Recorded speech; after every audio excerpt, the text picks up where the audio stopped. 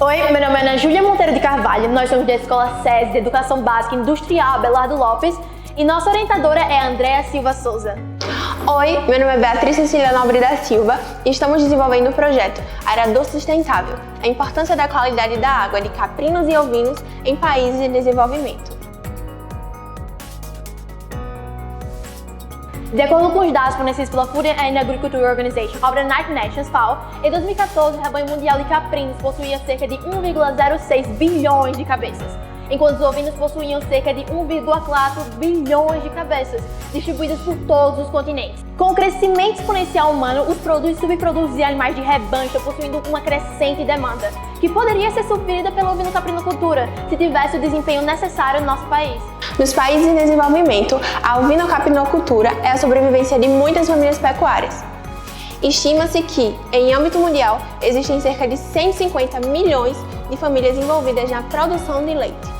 O leite, muitas das vezes, é produzido por pequenos agricultores e utilizado para subsistência, nutrição, segurança alimentar e principalmente como uma importante fonte de renda. Mesmo assim, esses animais são mantidos à base de pastagem em águas escassas e são considerados animais leiteiros dos pobres. Dessa forma, para que esses países prosperem economicamente, são necessários maiores investimentos e maior uso tecnológico.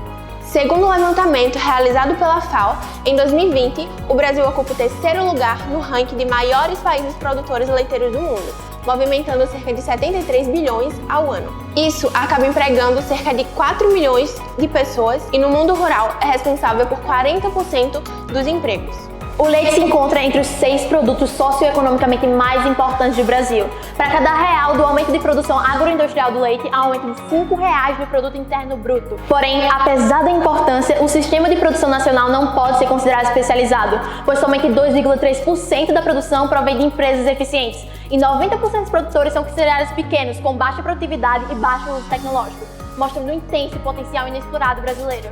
Um dos principais fatores que influenciam na produção de leite é a qualidade da água, uma vez que o leite é composto por 87% de água. Dessa forma, é importante que o manejo hídrico seja tratado com importância para o aumento da produção leiteira. De acordo com a Universidade Federal de Lavras, a água em qualidade comprometida pode ser responsável pela perda de peso, falta de apetite, transtornos alimentares, morte e diminui a qualidade da carne e do leite. Um dos fatores mais comuns da diminuição da qualidade da água é a elevação da acidez, com pH abaixo de 7.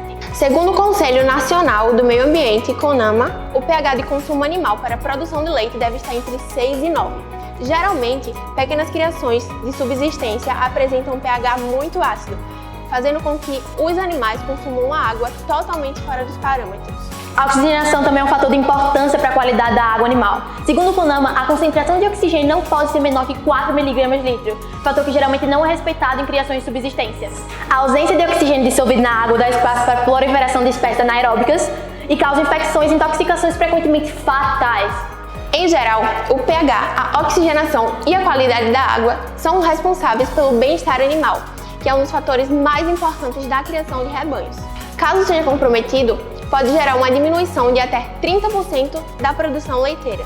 Em virtude dos fatos salientados, o arador sustentável é um mecanismo eólico de elevação do pH, movimentação da água e oxigenação, criado com o objetivo de que comunidades rurais inexploradas tenham produção e qualidade do leite suficiente para transformar suas criações e subsistência em um negócio lucrativo e sair dos índices de pobreza que marcam a comunidade de países em desenvolvimento. Para esse propósito, o foco foi um dos principais fatores de produção, a água, a fim de elevar a qualidade do leite e produção de forma barata e tecnológica, envolvendo as energias renováveis, empreendedorismo e pobreza, pois, de acordo com Ban Ki-moon, 8º secretário das Nações Unidas, saving our planet, lifting people out of poverty and advancing economic growth, these are one and the same fight.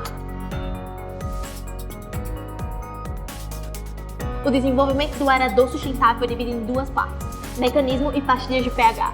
O mecanismo foi construído a partir do reaproveitamento de materiais que seriam expostos ao ambiente de forma inadequada, assim acessibilizando os componentes de fabricação, tornando não apenas um produto de baixo custo, mas principalmente sustentável. Na mecânica temos duas estruturas principais, as bombas e o mecanismo eólico. A energia eólica é captada pelas hélices. Nesse mecanismo temos hélices produzidas a partir de PVC, ligadas a um anemômetro mecânico que direciona as hélices em direção ao vento. A estrutura responsável a utilizar energia eólica foi construída a partir de uma ligação bilateral de jantes de bicicleta.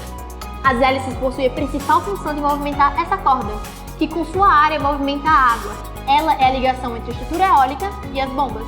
A primeira é a bomba de movimentação. Com a movimentação das cordas, a água é levada do coxo até essa garrafa PET, na qual desce com gravidade. Quando a água passa por esse processo, ela é levada até o aerador. Quando a água chega no aerador, nós temos essa abertura de oxigênio. O oxigênio entra e se mistura com a água, onde ele se depara com esse furinho aqui, num gap de 20 milímetros. Esse furo aumenta a pressão e assim oxigena a água que sai para o coxo toda oxigenada. O projeto implantado foi nomeado Beta 1 e foi construído em 2016. Após isso, ele foi descontinuado por conta da quebra do material após um mês de uso. Após isso, nós retornamos o projeto em 2020, onde nós desenvolvemos o Beta 2, com a substituição de alguns materiais e com a adição das pastilhas de pH. Ademais, na segunda parte metalológica, tem-se a pastilha de pH. Ela tem a função de equilibrar a acidez e a alcalinidade da água. Para o desenvolvimento da pastilha de pH, foram utilizados 7 materiais: balança, grau, pichilo, modulador de comprimido, bicarbonato de sódio, sal rosa do Himalaia e ácido cítrico. O processo de fabricação pode ser dividido em 3 partes: medição, granulação e modulação. Primeiramente, o bicarbonato de sódio, sal rosa do Himalaia e o ácido cítrico passaram pelo processo de medição da quantidade ideal relativa da água. Posteriormente, os elementos passaram pelo processo de granulação, onde foram misturados com o auxílio do pichilo para adquirirem uma consistência semelhante. Para a sequência da produção, inicia-se o processo de raspagem, em que o pó obtido é colocado no modulador de comprimido e levado à prensa por 2 minutos, a uma pressão de 80 pascal. Após todos esses processos, a pastilha está pronta. Foi realizada a implantação do protótipo em um município de Satuba, Alagoas, que ficou implantado por um mês, mas cedeu à força do vento e precisou ser retirado. Atualmente estão sendo estudados outros materiais mais rígidos. Para isso, temos uma parceria com o Senai Alagoas, onde faremos uma visita técnica no dia 1º de junho. O mecanismo foi feito a partir do reaproveitamento de materiais recicláveis, tirando apenas cordas, parafusos e pregos. Dessa forma, o custo final do protótipo implantado foi de R$ 97,20. Foram realizados testes de pH com as amostras de Alagoas e Pernambuco, onde foi possível comprovar a acidez da água. Com as mesmas amostras, foi possível realizar testes de pH com as pastilhas desenvolvidas, onde tivemos resultados satisfatórios dentro dos códigos de CONAMA. As pastilhas, nos primeiros protótipos, foram feitas com a rápida efervescência, podendo serem utilizadas totalmente em questões de segundos. Com a revisão de conforto do criador e barateamento da solução, visa-se modificar sua forma de uso, a fim de que a pastilha seja maior e tenha uma longa efervescência, para que o criador possa repô-la apenas com 1 mês de uso. O aerador tem 2 canais de distribuições principais. O primeiro seremos comercializados com criadores, na qual receberão um mecanismo e um manual para montagem. No segundo, faremos uma distribuição governamental, já que a influência do aumento de produção serviria tanto para as comunidades de subsistência quanto aos setores econômicos dos próprios países em desenvolvimento.